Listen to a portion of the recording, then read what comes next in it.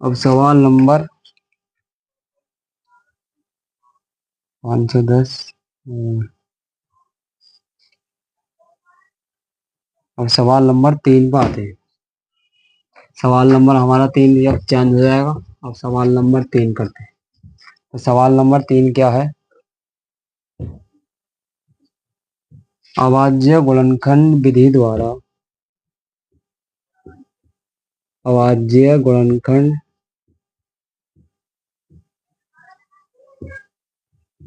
विधि द्वारा निम्नलिखित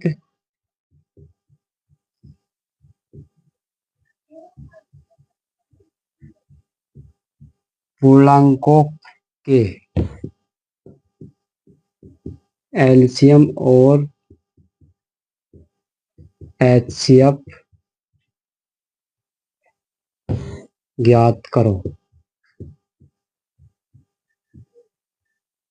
तो हमारा इसका क्वेश्चन नंबर 3 या प्रश्न नंबर 3 का हमारा पार्ट पहला क्या दे रखा है? पार्ट पहला ये दे रखा है कि 12,15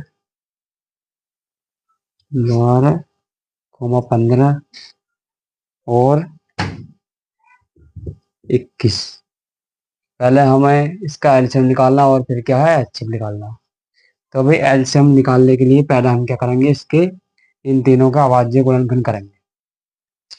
तो भाई पहले इनको ऊपर नीचे लिख लेंगे, 12, 15 और 21। भाई 12 के टुकड़े क्या आते हैं? 2 गुणा 2 गुणा 3 गुणा 1। 2 3 4, 4 3 12, 12 कम 12। इसके क्या क्या होते हैं? 3 गुणा 5 गुणा 1। इसके क्या होते हैं? 3 गुणा 7 गुणा 1। तीन के तीनों के हमने अभाज्य गुणनखंड कर लिए। अब देखेंगे भाई एलसीएम। पहले क्या निकालना हमें? एलसीएम यानी कि लघुत्तम समापवर्तक। तो एलसीएम का मतलब तुम्हें पता ही है भाई। एलसीएम जो जोड़े मिल रहे हैं उसमें से एक ले लेंगे और जो जोड़े नहीं मिल रहे उनका भी लिख लेंगे। तो इसमें देखो भाई 2 है, नहीं है। अगर नहीं है तो भी लिख लेंगे यहाँ पे। अगला देखो 2 है इसमें, तीनों में नहीं है तो इसे 2 को भी यहीं लिख लेंगे। 3 देखो तीनों तीनों में आएगा 3, तो इसे तीनों में से एक 3 ले लेंगे। अब देखो नीचे 5 है, 5 को भी लिख लेंगे। और नीचे क्या है 7, 7 को भी हम लिख लेंगे। और तीनों में क्या मिल रहा? 1। यानी कि 2 दूनी 4, 4 तिया 12, 2 दूनी 4, 4 तिया 12, 5 सत्ते 35 गुणा 1। 12 पंजे 60, 12 तिया 36, 36 और 6 42। यानी कि 420 इसका आ गया हमारा एलसीएम। अब देखो एचसीएफ निकालेंगे। एचसीएफ का मतलब होता है हमारा मैसेज। तो मैसेज है वही होता है जो तीनों तीनों संख्याओं के गुणनखंडों में जो अंक मिल रहा है हम उसको ही ले लेंगे केवल, जिसका जोड़ा बन रहा हो। तो अभी देखो इसमें जोड़ा किसका बनना है? ना तो 2 का बनना है तीनों में, केवल 3 3 का बनना है ये वाला। तो 3 लिख लेंगे और एक एक का बनना है तीनों में, तो एक ले लेंगे। तो 3 एकम 3। तो भाई एलसीएम हमारा आ गया 420 और एचसीएफ हमारा आ गया 3। इसे हम क्या कहेंगे? मैं से भी कह सकते हैं। इसे मैं से भी कह सकते हैं। आइए अब इसका हम पार्ट नंबर 2 करते हैं। पार्ट नंबर 2 क्या है हमारा इसका? ये है हमारा 17, 23 और 17, 23, 29। तो भाई पहले हम इसके क्या करेंगे? इन तीनों का हम पहले निकालेंगे अभाज्य गुणनखंड। 17, 23 और 29। भाई 17 के क्या होते हैं? 17 गुणा 1। 23 के क्या होते हैं? 23 गुणा 1। और 29 के होते हैं 29 गुणा 1। तो इसका लय क्या आएगा भाई? लय का मतलब होता है जो संख्या मिलने किसके जोड़ों में से एक अंक लेना, और जो नहीं लेना, जो नहीं मिलने जोड़े उनका भी, उन्हें भी साथ में लिख लेना। तो भाई देखो 17 नहीं मिल रहा तब भी ले लेंगे, 23 भी नहीं मिल रहा इसको भी ले लेंगे, 29 नहीं मिल रहा उसको भी साथ में ले लेंगे, और क्या ले लेंगे, एक। तो भाई 17 त्या, अब इनके तीनों को गुणा कर लेंगे। तो 17 त्या 51, 17 दूनी 34, 34 और 5 39, अब 29 कम 29, अब 29 की 391 गुणा करो, 9 एकम 9, 9 नम 81, 9 त्या 27, 27 और 8, 27 और 8, 8 7, 8 7 और 8 15, 2 और 1 3, यानी कि 35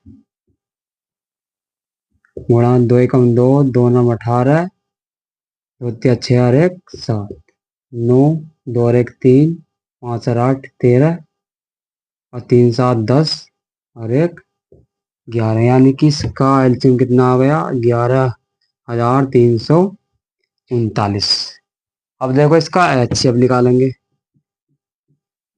तो एचसीएफ क्या होता है भाई, जो तीनों संख्याओं के टुकड़ों में या गुणनखंडों में हमारा कोई अंक मिल रहा हो, उसके या जोड़े बन रहे हो, उसमें से हम एक लिख लें। तो केवल क्या है, एक इसमें है, एक इसमें है, एक इसमें, तो ये एक ही हमारा क्या होगा, इसका एचसीएफ होगा। ठीक है, अब आइए इसका पार्ट नंबर 3 करते हैं। पार्ट नंबर 3 इसका ये है,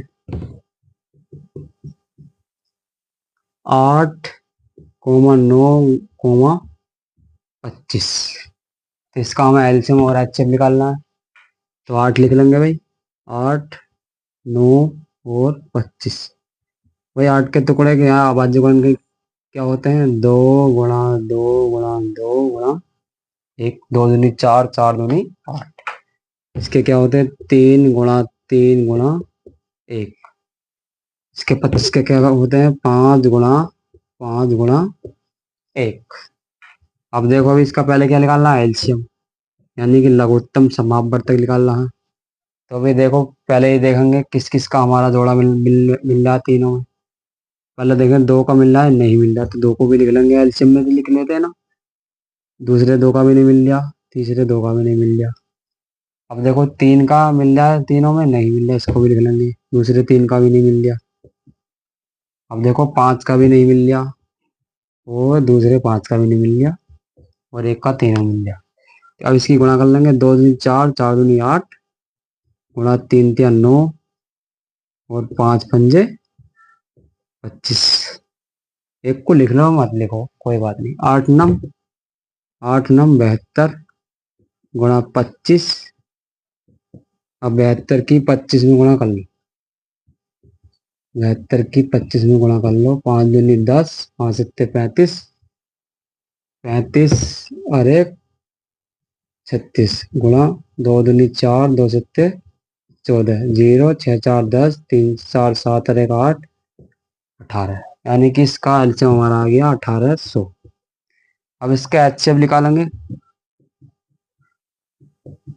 एचसीएफ क्या होता है, जो हमारा तीनों संख्याओं के गुणनखंडों में जो जोड़ा मिल रहा हो, उसमें से हम एक अंक ले लेंगे।